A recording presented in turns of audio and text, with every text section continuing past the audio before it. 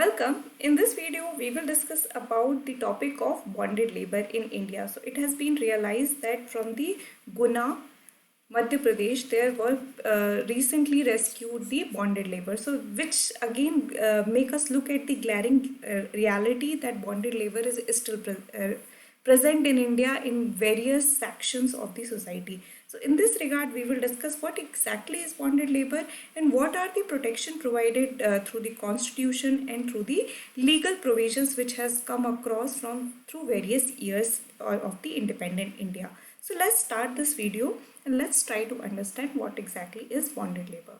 So what it is? So it is a practice in which employees gives high interest loans to workers who work at low wages to pay off debt. So again, you go back to look at the old Bollywood movies, you will see that what happened. The parents were they used to read money, right? You need to have capital in order to go ahead and do farming and other kind of cultivation. So they used to go to money lender and they would give them money, but at a very high interest rate. And what will happen, because they are unable to pay such an high interest, they would be intended to work over there for free to in order to pay off the debt. So this is how the bonded labor come into picture. The Supreme Court of India has interpreted the bonded labor as the payment of wages that are below the prevailing market wages and legal minimum wages. So basically how the Supreme Court says, so it says that it has actually broadened the scope. It is not like they are working for free. There could be a possibility that they are giving some kind of benefit, but that is way below the market standard, or that is way below the minimum wages rate which has been decided by the government. So this is the criteria the Supreme Court has decided for the bonded labor. Bonded labor was historically associated with rural economies where peasants were economically disadvantaged communities were bound to work for the landlord. So this is exactly the scenario, like if you really look into any old Bollywood movie, you will see that scenario, that this is something which were very prevalent in the rural economy when the money lenders, the landlords were very prevalent. So this is the definition, or this is how you can understand what is bonded labor exactly. Now let's move ahead and see, do India have any international obligation in order to stop bonded labor? The answer is yes, there are international obligation in order to stop the practice of bonded labor. So India is obliged to end modern slavery by 2030 under the Sustainable Development Goal Target 8.7 of ending forced labor, human trafficking and child labor. So basically the SDG 8, which talks about the work, the well working condition, the proper establishment for work. In that, the target 7 of this particular goal talks about that the idea should be to stop the practice of forced labor or bonded labor, human trafficking and child labor. So India is obligated to stop the practice of bonded labor. India has also ratified ILO, which is International Labour Organization, abolition of forced labor convention 1957, which is number 105. So 105 convention is related to bonded labor. So just remember these things.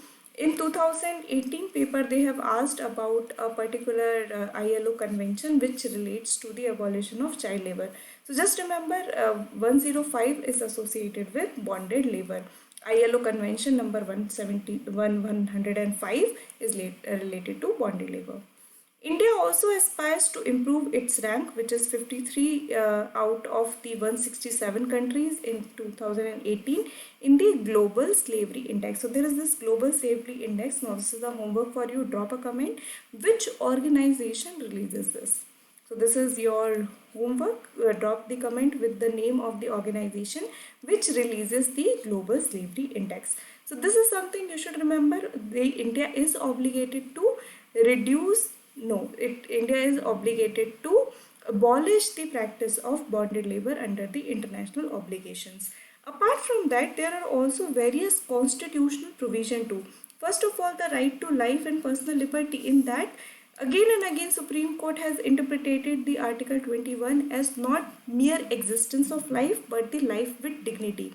So in the case of bonded labor, you can understand this is not in coherence with the Article 21. Then we also have Article 23 of our constitution, which talks about the prohibition of forced labor. So there is a dedicated uh, right in our constitution which highlights that the forced labor has to be prohibited. Article 24 prohibits the employment of children below the age of 14 years in factories, etc. So this Article 24 talks about the prohibition on child labor. So these things are also enshrined in our constitution. These three are part of the fundamental rights. Then there is also the DPSP, your directive principle for state policy. This article 39 here also directs the state to secure the health and strength of workers, men and women, and to see the tender age of children are not abused, and that citizens are not forced by economic necessity to enter a vocation unsuited to their age or strength. So again, these are the things. Our DPSP Article 39 also says that state is the one who should take appropriate measures, that the economic necessity should not push people to do things which are not appropriate for their age or which are not in accordance with their strength.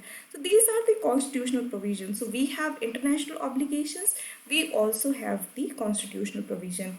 So in that regard, these are all the things which ideally means that the bonded labor need to be stopped in India. But what is the reason? Why after the constitutional provision which we adopted in 1950 itself, and then we have also rectified the ILO convention, we have also have been a part of the SDG goal attainment. What is the thing? Why? What is stopping the government to prohibit or to abolish the system of bonded labor? So there are various reasons. What are they? So the lack of awareness among workers and employers. So at that time, so you can understand what happened in the rural economy. The people who have asked for the money from the money lender or landlords, and they feel like they are the one who are not able to pay off the debt. So it's only right that they have been asked to work. So this kind of mentality. So they are not aware that they have been exploited. So that is also a part of it.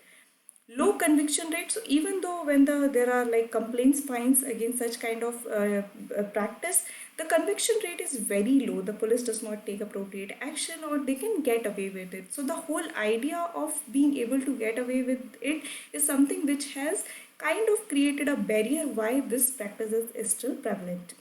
Social bias towards bonded labor, again, they are the people who are considered marginalized or who are considered are weak. So there is a social bias against them too. Migratory nature of bonded labor. Now this is something also important for the idea that there is a low conviction rate.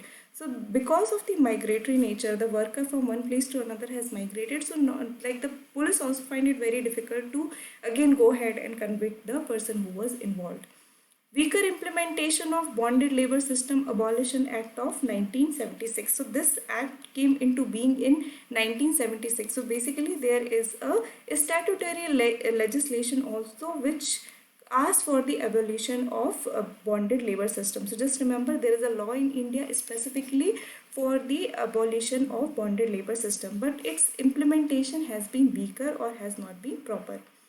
Punishment for forced labor, which is section 374 of IPC, unlawful compulsory labor is not appropriate. Again, the kind of punishment, the nature of punishment itself which is given when somebody is convicted of doing the practice of bonded labor is not appropriate, is not as stringent enough. Lack of proper coordination at the national and regional level and among the government. Now this is also a problem. The coordination, even though there is an act, even though there are constitutional provision, there is a lack of implementation from the side of the various government agencies, starting from the center to the state, and that is why this bonded labor system has still been prevalent in India. So these are the things you should remember. The things that you need to take up from here is, for an example, what are the international obligations we have. So we have the international obligation under ILO 105, which India has ratified. Then there is also the obligation under the SDG goal 8.7. So this is also an obligation which is there. Apart from that constitutional provision, we have article 23 and 24 specifically regarding the prohibition of exploitation for the forced labor as well as for the child labor. Article 39 of our constitution also talks about how the state is obligated to not make the people who are not appropriate for of the age or strength to work just because of the economic necessity. So these are the constitutional safeguard also provided. Apart from that, there is an abolition of bonded labor act also, which has been passed in 1976, which again talk about the various means through which the bonded labor system has to be abolished. So these are the things which has been mentioned in our constitution, legislation and international obligations. So you should remember. So this topic is important from your polity because of all these things, and also from the social justice point of view, part of your GS paper 2 syllabus, that how the bonded labor or how the social impact in region could mean that we are not going for the inclusive development. So try to relate all these things. So I hope you have understood this video. If you have any doubt, feel free to drop a comment. Thank you.